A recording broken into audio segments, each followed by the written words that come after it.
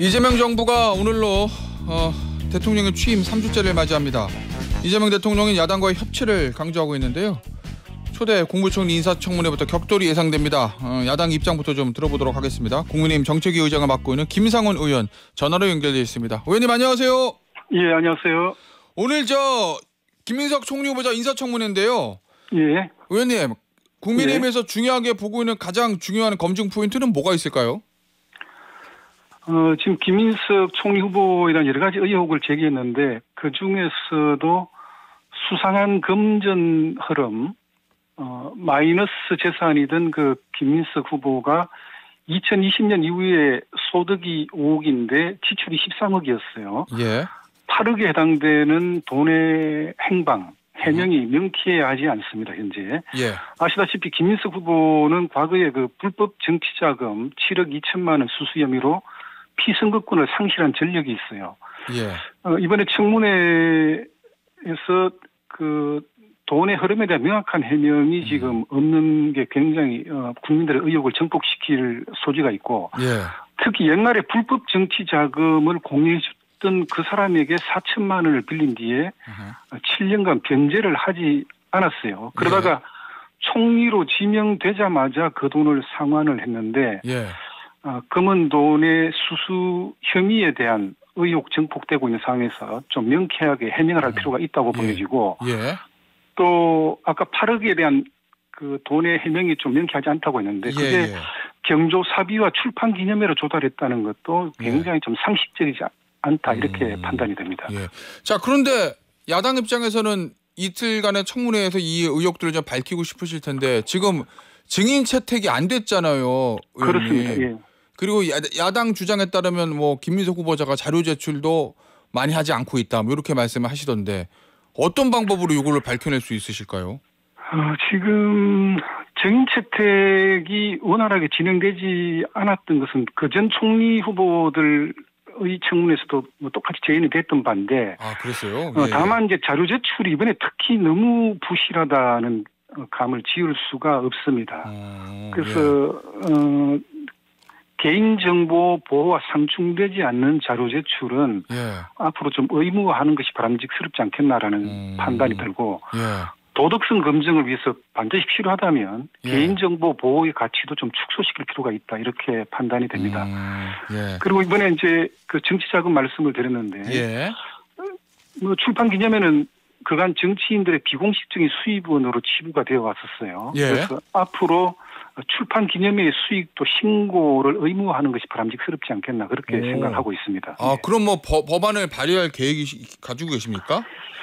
지금 현재 자료 제출 의무화 법안은 우리 당의 곽규택 의원이 지금 발의를 해놓은 상태고 출판 기념회 수익을 신고하도록 하는 법안도 주진우 의원이 정치자금법 개정안을 지금 현재 발의해놓은 상태입니다. 이른바 검은 봉투법이다 이렇게 명명을 하셨던데 그 출판 기념회 관련해서요, 의원님 어제 민주당 이현주 최고위원 인터뷰한 거 보니까 경조사비를 신고 안 한 국민의힘 의원은 10명이고 출판 기념회 소득 신고를 안 한 국민의힘 의원들은 37명이다. 이런 얘기 하거든요. 그러니까 왜 김민석 후보한테만 이렇게 엄격한 잣대를 들이대냐 이런 주장인 것 같던데 이현주 최고위원의 이런 언급들은 어떻게 보고 계세요? 그런 지적이 저는 당연히 있는 것도 마땅하다고 생각됩니다. 그간에 출판 기념회를 여야 의원 가리지 않고 많이 개최를 했는데 출판 기념회 수익 신고가 되지 않았어요. 다만 정부의 내각을 이끌어가는 총리 후보인데 막연히 그냥 출판 기념회에서 생긴 수익이라고만 주장하는 건 좀 문제가 있다고 보고 앞으로도 정치인은 물론이고 또 정부의 주요 요직을 담당하는 이 지명직 후보에 대해서는 출판 기념회의 수익이 신고하는 것이 좀 의무화돼야 될 필요가 있다는데 다시 한번 공감을 합니다. 그러면 이번에는 밝힐 건 밝히고 앞으로 재발 방지를 위해서 정치자금법 개정해서 여야 의원들 모두 깨끗하게 신고하게 하자 이런 말씀이신 거죠, 의원님? 그렇습니다. 그게 좀 바람직하다고 봅니다. 아니 민주당에서는 청문회법도 바꾸자 이런 얘기하잖아요. 이거 사실은 예전부터 많이 나왔던 얘기인데 도덕성 검증은 비공개로 하자 이런 정책적인 것만 공개로 하고 이런 청문회법 개정하자는 이 부분은 어떻게 보세요, 의원님? 지난 정부에서 그럼 이런 주장을 당연히 했어야 되는 거 아닌가요? 그 예. 청문회는 정부 주요 요직의 청문회는 정책 수행 능력도 중요하지만 예. 도덕성 검증도 놓칠 수 없는 중요한 부분입니다. 예. 그런데 도덕성 검증은 비공개로 하자고 하는 것은 정부 요직에 그 지명된 후보들의 예. 도덕성 문제는 논외로 하자는 이런 주장과 똑같은 거거든요. 그래서 국민들 입장에서는 청렴 결백하고 도덕적으로 흠결이 없고 예. 그리고 이제 정책적 수행 능력이 있는 그런 정부 요직 후보를 원할 겁니다. 그래서 예. 도덕성 검증은 비공개로 하자는 이런 주장은 저는 바람직스럽지 않다 이렇게 생각하고 있습니다. 아, 이게 사실은 여야가 바뀔 때마다 입장이 조금 달라지는 부분이긴 한데 일단 국민의힘은 이 부분에 대해서 반대하신다 이런 말씀이신 거죠, 의원님? 그렇습니다. 예, 예. 알겠습니다. 의원님, 근데 청문회 준비는 좀 잘 하고 계십니까? 왜냐하면 일부 언론의 지적에 따르면 이 주진우 의원 말고는 다른 청문위원들은 뭐 이렇게 뭐 사전에 청문회 있기 전에 이 언론을 상대로 하는 요 청문회에서 별로 두각을 나타내지 못하고 있다. 주진우 의원만 혼자 하는 거 아니냐고 이런 지적도 있어서요. 그렇지는 않을 거고요. 예. 아마 청문회의 질의 내용을 사전에 언론 공개하는 것은 예. 뭐 의원님들 뭐 제 자신도 그랬고 좀 예. 바람직스럽지 않게 생각을 해왔습니다. 왜냐하면 사전에 언론에 노출될 경우에 예. 또 후보들은 거기에 대한 적절한 또 뭐 여러 가지 핑계거리를 준비해 올 것이기 때문에 예. 그건 좀 바람직스럽지 않다고 보고 다만 이제 주진우 의원은 예. 공개적으로 김민석 후보의 여러 가지 의혹들을 주장하는 과정 중에서 언론이 예. 봤을 때는 뭐 비교적 준비를 제대로 하고 있는 게 아니냐라는 그런 평가를 하고 있는 것 같습니다. 아, 숨겨놓은 한 방이 있다 뭐 이런 말씀이세요, 의원님? 예. 그렇습니다. 예. 예, 알겠습니다. 주제를 좀 바꿔보겠습니다, 의원님. 어제 예. 내각 조각 이 발표가 됐습니다. 11개 부처. 예. 예. 어떻게 보셨습니까? 전반적으로 이 인선에 대해서는. 저는 우선 이재명 대통령 취임 첫 조각이기 때문에 예. 뭐 여기에 대해서 뭐 가능하면 좀 국민의힘도 좀 전향적으로 판단해 줄 필요가 있다고 생각을 하고 예. 다만 이제 그 각 장관 후보들에 대한 또 청문회가 진행될 텐데 예. 거기에 대해서는 좀 여과 없이 여러 후보자들의 자질을 검증하는 그런 청문회를 통해서 예. 국민들께 좀 여러 가지 정보가 공개될 수 있도록 그렇게 노력하는 것이 바람직하다 이렇게 생각하고 있습니다. 예. 아직 뭐 청문회는 시작도 안 했지만 일단 인선 봤을 때 왜 이 사람을 여기다 했지라는 좀 문제 의식을 가지고 계시는 인선도 좀 있을까요? 뭐 특정인을 거명해서 말씀드리기는 좀 부적절하다 이렇게 생각하고 있습니다. 예. 그러면은 반대로 요거는 내가 야당이지만 내가 봐도 이건 잘 됐네라는 인선은 있으실까요? 그 부분도 제가 좀 그 입장 발표하는 것을 좀 자제하겠습니다. 알겠습니다. 예, 뭐 특정인 거론하시는 건 좀 그렇긴 하겠죠. 예. 예, 예. 이 얘기 좀 해볼게요, 의원님. 예. 김용태 비대위원장하고 송원석 원내대표가 대통령 만나고 왔잖아요. 예. 우상호 정무수석 얘기는 협치의 물꼬는 텄다 뭐 이렇게 평가하던데 의원님 보시기에는 어떻게 평가하십니까? 주말에 있었던 그 대통령과의 만남.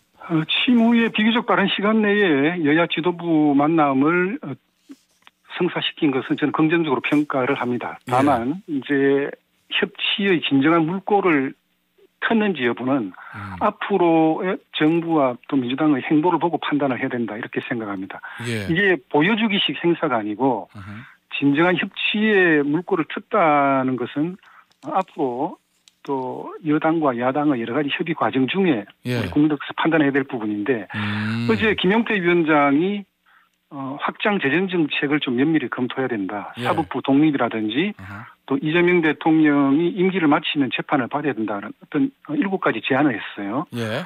또 송원석 원내대표도 김민석 총리 후보 지명은 좀 재검토해야 되는 게 아니냐는 또 의견을 제기를 했고 또 법사위원장을 재배분할 필요가 있다라고 이제 제언을 했는데 대통령과 여당의 여기에 대한 좀 태도 변화를 한번 지켜볼 필요가 있다.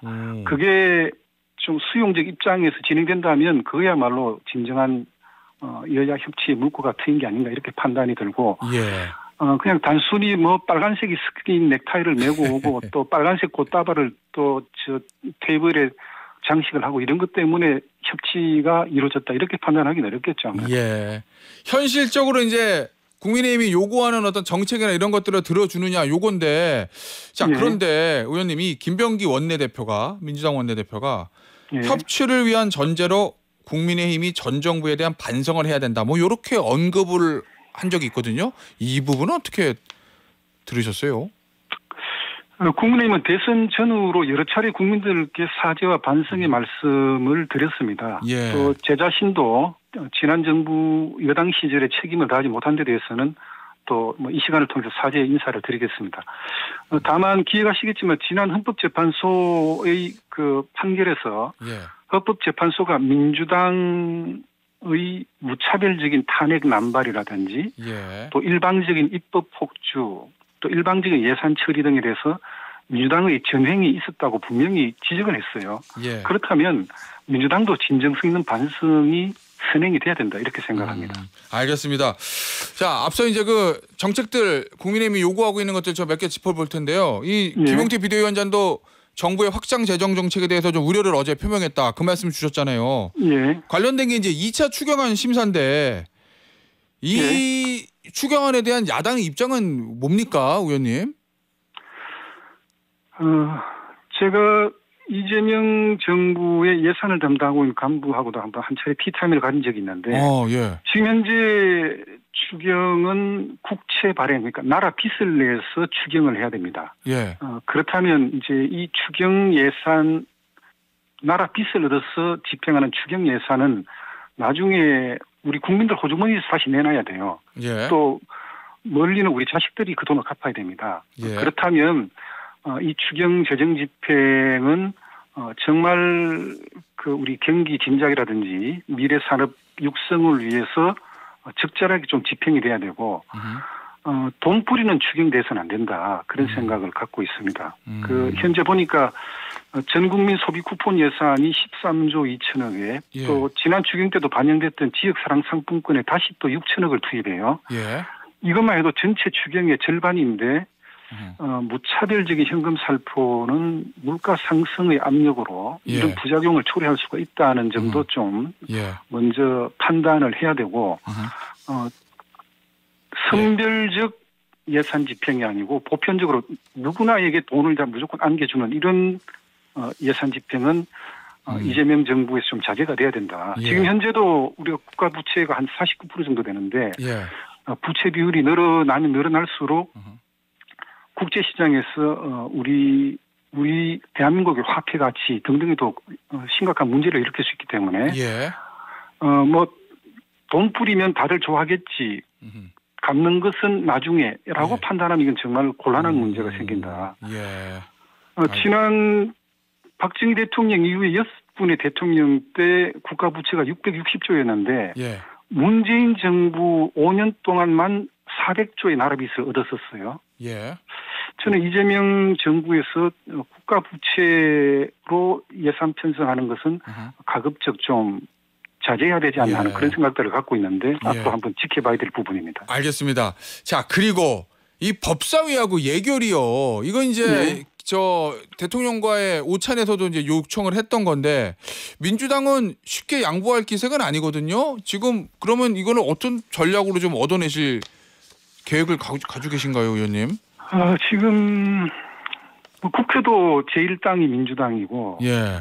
정부도 이제 이재명 정부가 들었었는데 그간 국회에서는 오랫동안 제1당이 국회의장을 맡고 또 제2당이 법사위원장을 맡고 그다음에 이제 집권당이 대통령실을 담당하는 운영위원장을 맡도록 그런 관리를 지켜왔는데 이번 22대 국회에서 그게 완전히 룰이 깨졌어요. 그 민주당에서 모든 이 주요 상임위원장, 국회의장직 등등을 독식을 했습니다. 이게 이제 결과적으로는 헌법재판소가 지적했던 무차별한 탄핵과 일방적인 법안 처리의 단초가 됐다. 저는 이렇게 판단을 합니다. 그래서 법사위원장에 대한 협상을 원천적으로 지금 현재 거부하고 있는데 그럴 게 아니고 좀 민주당도 보다 좀 적극적으로 야당의 주장에 대해서 좀 수용할 것을 수용하고 같이 좀 협치의 물꼬를 펴나가는 게 중요하지 않겠나라는 그런 생각을 하고 있습니다. 예, 알겠습니다.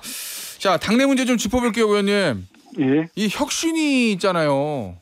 예. 이거 송원석 원내대표가 사실은 원내대표 경선 과정에서도 얘기했었고 취임 일성으로도 얘기한 부분인데 이거 구성을 가지고 원내대표하고 비대위원장 생각도 좀 다른 것 같거든요. 의원님은 어떻게 구성하는 것이 맞다고 보십니까? 뭐 선거 결과에 책임을 지고 사퇴한 정책위 의장 입장에서는 언급하는 게 좀 부적절하긴 하지만 우리 당은 혁신이 필요하다는 데 대해서는 중도 보수층과 또 국민들의 당연한 요구와 기대라고 생각을 합니다.